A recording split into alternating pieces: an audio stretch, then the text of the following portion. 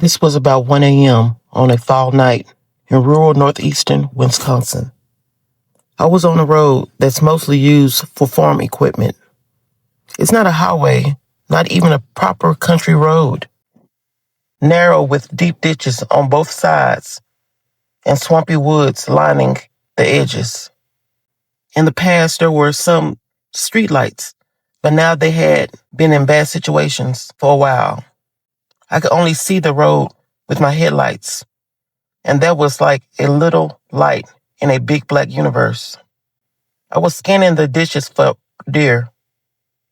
Fall in Wisconsin means deer everywhere at night, and if you're not watching, you'll hit one.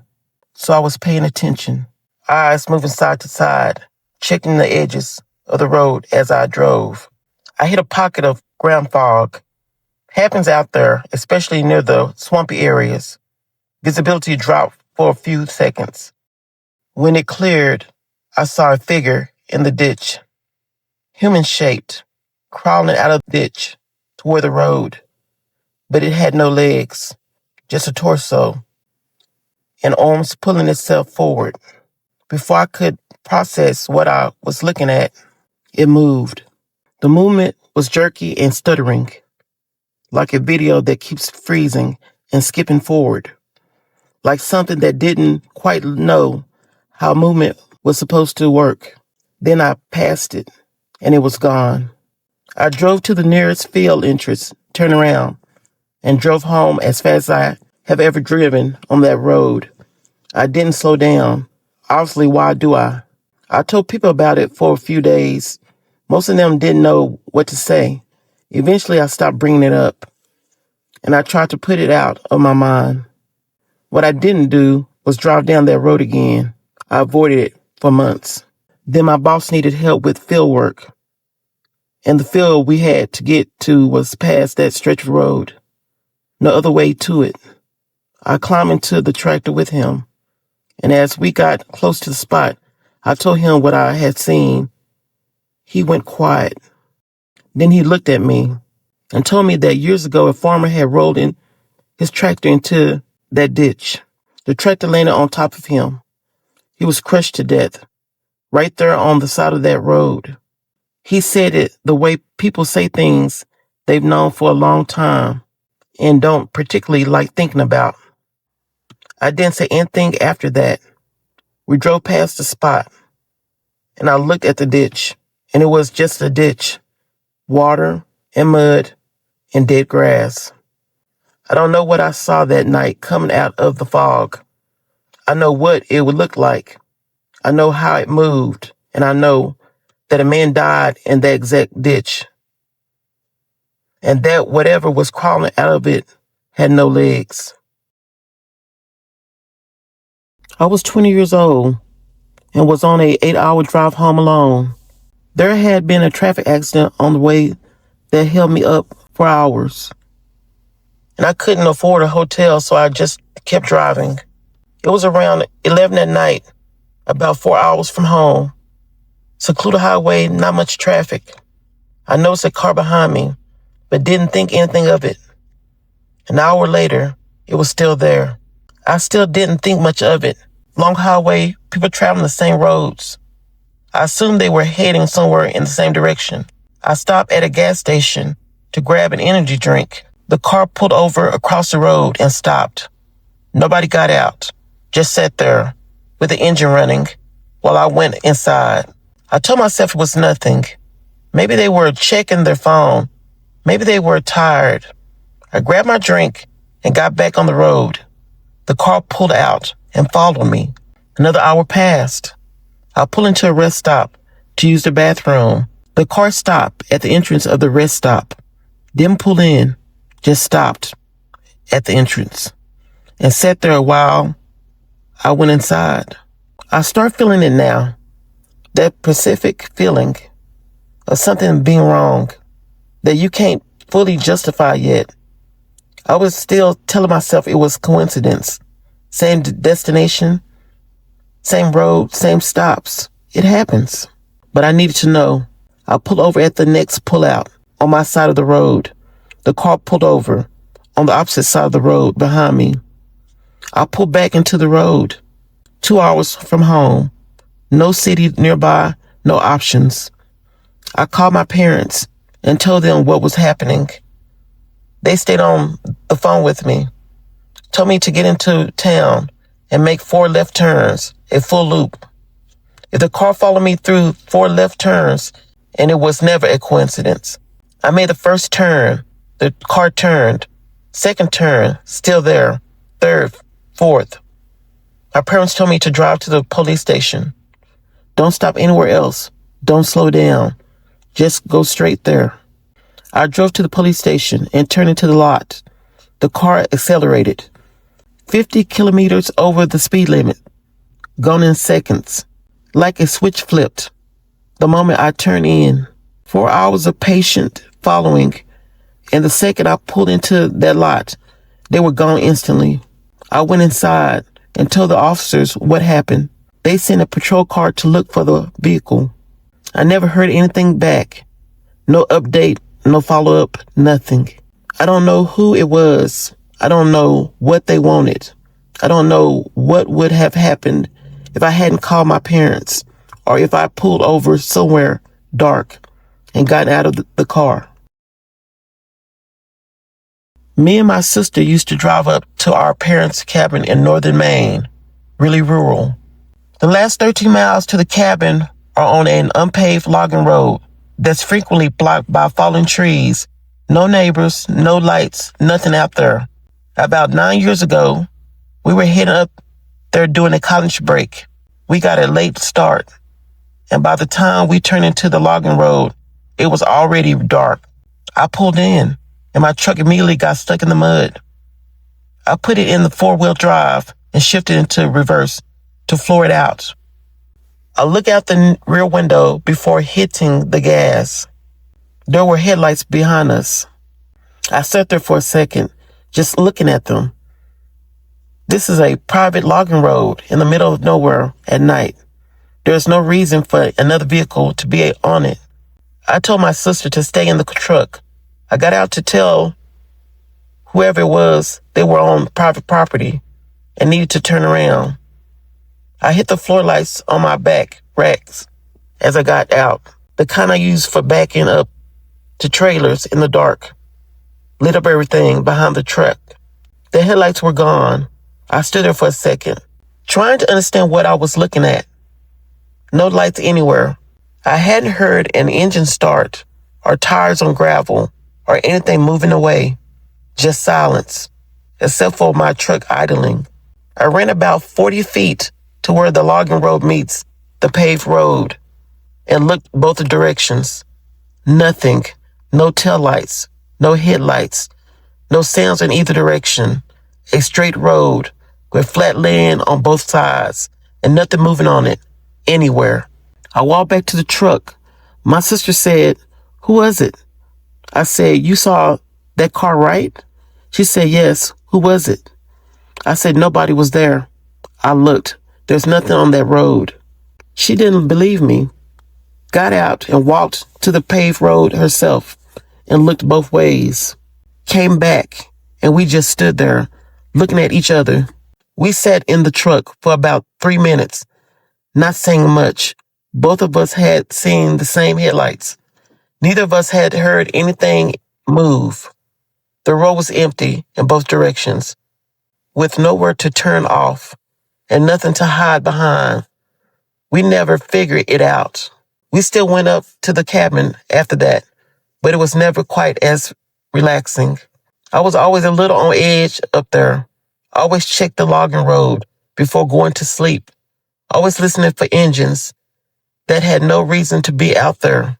Whatever those headlights were, they were there. And then there weren't. And there is no version of that, which makes sense. My sister and I still talk about it sometimes. Neither of us has an explanation. We probably never will.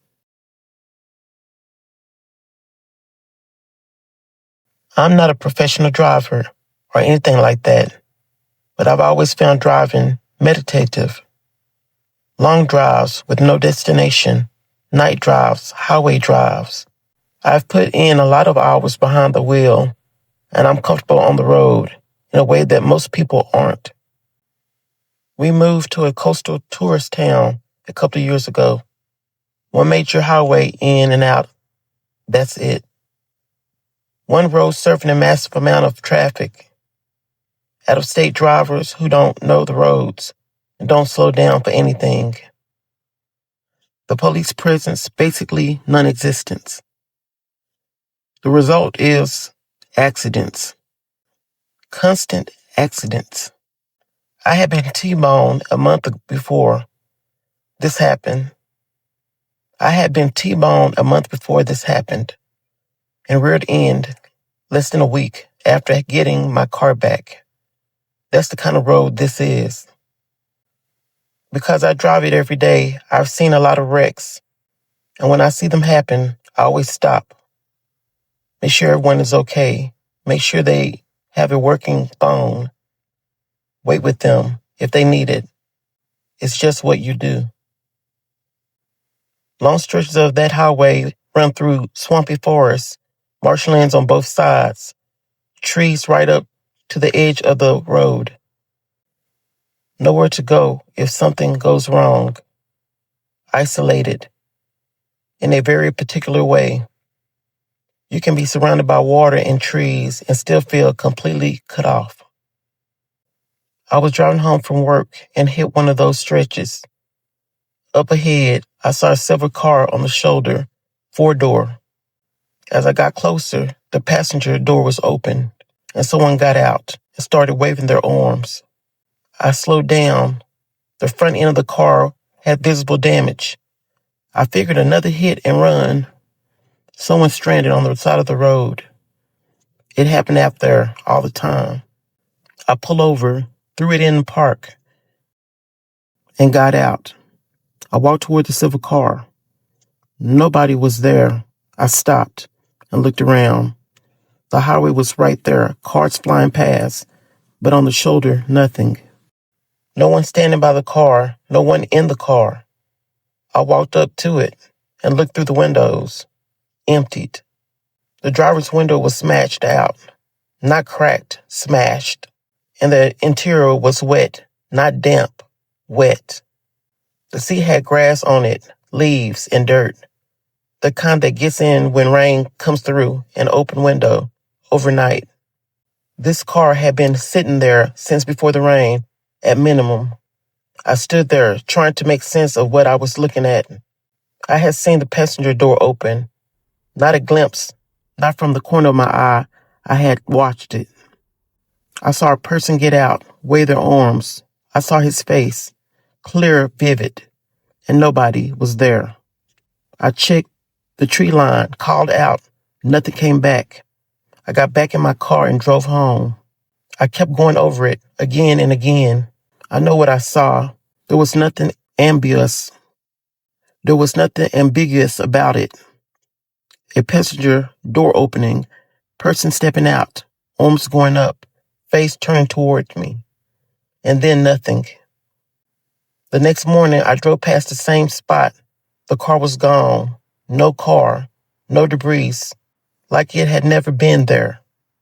I thought about it a lot since, and the only explanation is something I can't fully explain. Maybe traumatic events leave something behind. Not a ghost, but a recording. A moment stuck in time. Maybe what I saw was the moment replaying. I don't know. What I do know is this. I saw a man get out of his car. I saw a man get out of a car that had been sitting empty in the rain. I saw his face. When I stopped to help him, he wasn't there.